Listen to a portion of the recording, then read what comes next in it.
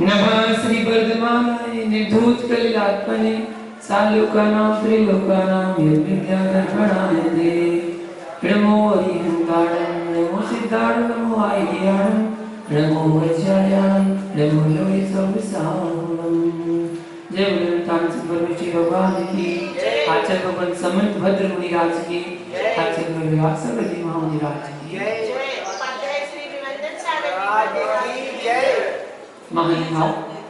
रत्न कलंडक श्रावकाचार्य ग्रंथ की वाचना यहाँ पर चल रही है। आचार्य समंत भद्र स्वामी ने श्रावकों के आचरण का बहुत अच्छा वर्णन इस ग्रंथ में रूपित किया है। यहाँ पर 6 श्लोक हो चुके हैं। आज 7वें नंबर का श्लोक जहाँ पर सर्वज्ञ का लक्षण बताया जा रहा है। सर्वज्ञ का लक्षण बताते हुए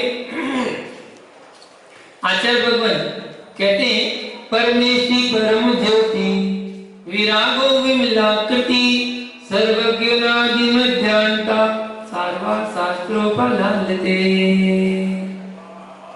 परमेष्टि जो परम पद में स्थित है, परम ज्योति जो केवल ज्ञानी है, विराग विराग मतलब वीतरागी, विमला विमला मतलब निर्मल, किससे निर्मल? द्रव्य मल से रहित, उसको कहते हैं निर्मल। कृति कृति मतलब जो कृत हो गए, अब उन्हें कोई काम करना बाकी नहीं रहा, जो करना था सब कर चुके, इसलिए तो हाथ पर हाथ रख के बैठे। जो करना था सब कर लिए, इसलिए तो हाथ पर हाथ रख के बैठे। सर्व सर्व मतलब सब जीवों का हितकारक। शास्त्र शास्त्र मतलब यथावत वस्तु के स्वरूप का उपदेशक मतलब सर्वज्ञ।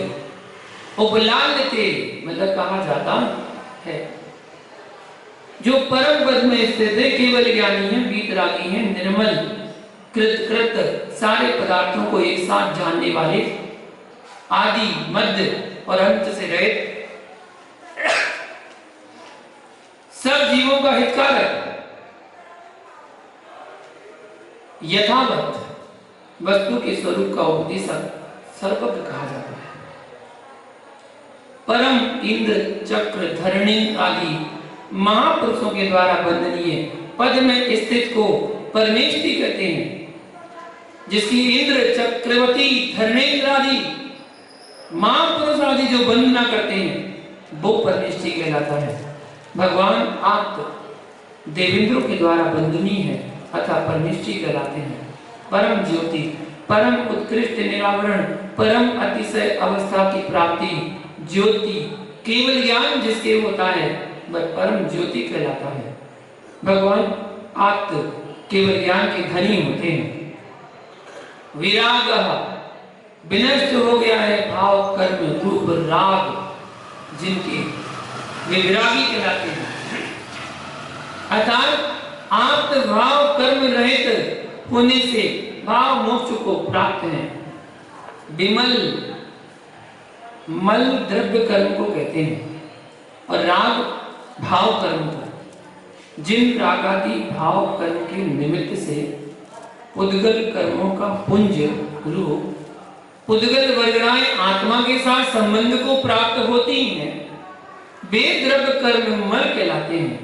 केवली भगवान की अनंत अवस्था में यद्यपि पूर्ण द्रव्य कर्म नष्ट नहीं होते, तथापि आत्म परिणामों को विकृत करने वाले घातीय कर्म रूप द्रव्य कर्म रूप मल का नाश होने से आप मतलब विमल कहलाते हैं।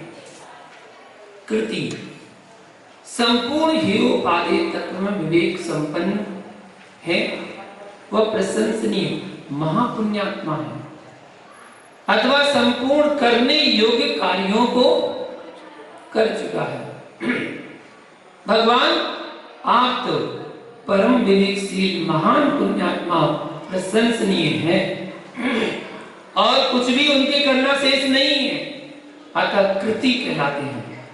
सर्वज्ञ जो केवल ज्ञान के द्वारा सारे द्रव्य और उनके गुण पर्यायों को जानते हैं, अतः आप तो सर्वज्ञ हैं। अनादि मध्यांता जिसका आदि मध्य और अंत नहीं है, यद्यपि एक व्यक्ति की अपेक्षा आप्त की आदि भी है, मध्य भी है और अंत भी है, परंतु परंपरा की अपेक्षा आदि मध्य और अंत रहित है। यहाँ एक व्यक्ति की अपेक्षा तो बताया गया, क्योंकि जब व्यक्ति जन्म लेता है इसका मतलब आदि हो गया, आदि अवस्था भी दी मतलब मध्य हो गया, और जब उसका मोक्ष हो गया या मरण हो गया तो अंत हो गया। एक अपेक्षा तो कह सकते हैं, लेकिन जीव की अपेक्षा देखें तो पता नहीं जीव कब आदि हुआ, कब मध्य, कब अंत रहित है। सार्व सबका हितकर होने से सार्व कहलाता है। जीव मात्र को हितकारी शिक्षा देने वाला होने से शास्त्रा कहलाता है। इत्यादि नाम आप्त के कहे गए हैं, परंतु ये सब सर्वज्ञता के द्योतक हैं, सम्यक दर्शन के विषय भूत। आप्त का सर्वज्ञपना और वीतरागता जैसे गुण हैं, वैसे हितोपदेशीपना भी आप्त का गुण है। वह वीतरागी होते हुए भी हित का उपदेश कैसे देते हैं? वीतरागी होते हुए भी हित का उपदेश कैसे देते हैं? इच्छा बिना उपदेश कैसे हो सकते हैं? इस शंका का समाधान करते हुए आचार्य भगवान ने अगला श्लोक लिखा है कि वीतरागी हितोपदेशी कैसे होते हैं।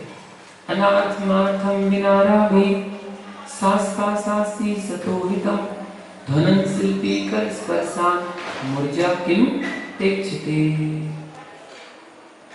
शास्त्रा मतलब अनुशास्त्रा, हितोपदेशी आप्त।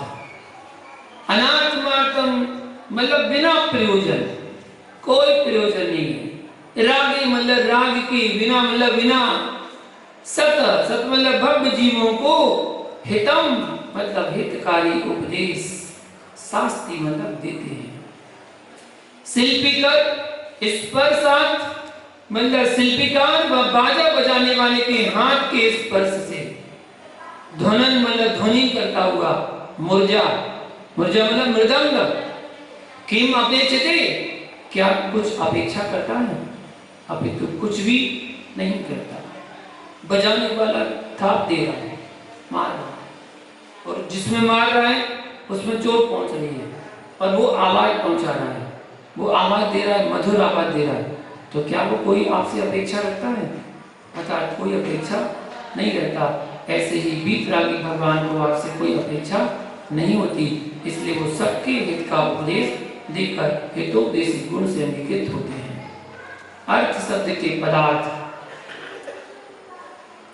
आर्यते गम्यते परिचिते इत्यर्थ न पदार्थ। धवला पुस्तक में कहा है धन क्वचित दत्ते वर्तते, धन प्रयोजन क्वचित प्रयोजने वर्तते, द्रव्य ईयति पर्याया सेवायात् इत्यर्थो द्रव्यम। फिर सामान्य सामान्य विशेषात्मा तदर्थो विषया। विशेषात्मक वस्तु अर्थेनिकांता, न्याय दीपिका में कहा है अनेकांत विश्व स्वपर विभांगी नावस्थिता विश्वम अर्थ। गणधर अतो गणहर देवो आगम सुत्तेन विनाम सकल सुदराण पज्जायेन परिणरत्तादो तेन समम सुदराण मत समम अथवा अतो बीज पदम ततो उपपड़म सयन सुद इणान मत समम। धवला पुस्तक 14 में कहा है। इनकी व्याख्या को जाने। ये जिनके नाम बोले हैं शब्दों के पदार्थ धन प्रयोजन द्रव्य सामान विशेषात्मक वस्तु अनेकांत विश्व गणधर आदि अनेक अर्थ होते हैं, परंतु शब्दों का अर्थ प्रकरण वश होता है। प्रकरण के बिना शब्द का अर्थ करने का अनर्थ हो जाता है। यहाँ पर अर्थ शब्द का वाच्य अर्थ प्रयोजन है, जिसमें अपना प्रयोजन होता है वह आत्मार्थ कहलाता है, और जिसमें अपना कोई प्रयोजन नहीं होता है वह अनात्मार्थ कहलाता है। अनंत देव ख्याति पूजा लाभ आदि किसी भी प्रयोजन के बिना सज्जन पुरुषों का उपकार करने के लिए भव्यों को हित मतलब सन्मार्ग का व स्वर्ग मोक्ष के कारणभूत समीचीन धर्म का उपदेश देते हैं। ध्यान देना, यहां बता रहे हैं समीचीन धर्म का उपदेश कैसे देते हैं? कोई अपेक्षा नहीं है, केवल सज्जन पुरुषों का उपकार करने के लिए भक्तों को हित धर्म का उपदेश देते हैं। जो ख्याति पूजा लाभादि प्रयोजन का इच्छुक होता है वह रागी द्वेषी होता है, वह हित का उपदेश नहीं दे सकता। इसलिए हितोपदेशी के अनात्मार्थ और बिना रागई ये दो विशेषण दिए गए हैं। मोक्ष पद प्रापण प्रधान फलम हितम तद विधि स्वहितम परहितम चेति। राजवार्तिक में कहा है कि मोक्ष पद की प्राप्ति रूप प्रधान फल जिससे प्राप्त होता है उसको हित कहते हैं। वह हित सौ पर हित के भेद से दो प्रकार का होता है, स्वहित और परहित। सत्य जो अविपरीत बुद्धि वाला है, भव्य है, सुनकर उपदेश को धारण ग्रहण करने में समर्थ है, वह प्रशंसनीय श्रोता कहलाता है। सुस्पृशा श्रवण ग्रहण धारणा स्मृति ऊह अपोह और नृत्ति ये श्रोता के 8 गुण हैं। 8 गुण हैं। सुसुसा श्रवण ग्रहण धारणा स्मृति ऊह अपोह और नृत्ति, जिन्होंने पाप के आयतन मध्य मास मधु और 5 उदंबर फल का त्याग कर दिया है, वही मानव जिन धर्म के सुनने का पात्र है। सबसे पहले जिनवाणी सुनने की पात्रता चाहिए। किसके अंदर पात्र है? जो अष्टमुर्गधारी है वही पात्र है। ठीक। समन भद्राचार्य ने सत्य शब्द से श्रोता कैसा होना चाहिए जिसको हित का उपदेश दिया जाता है यह सूचित किया है। जिस उपदेश में आत्मा के हित का स्वर्ग मोक्ष के प्रापण के साधन का कथन है वही सच्चा उपदेश कहलाता है। ना चाहे तो उपदेशांत परा परमार्थिका परार्थ हितोपदेश देने के बराबर दूसरा कोई पारमार्थिक उपकार नहीं है। क्या बात बोली है। श्यामबाद मंजरी में कहा है। इस श्लोक के गूढ़ अर्थ में आचार्य देव ने 3 बात प्रकट की है।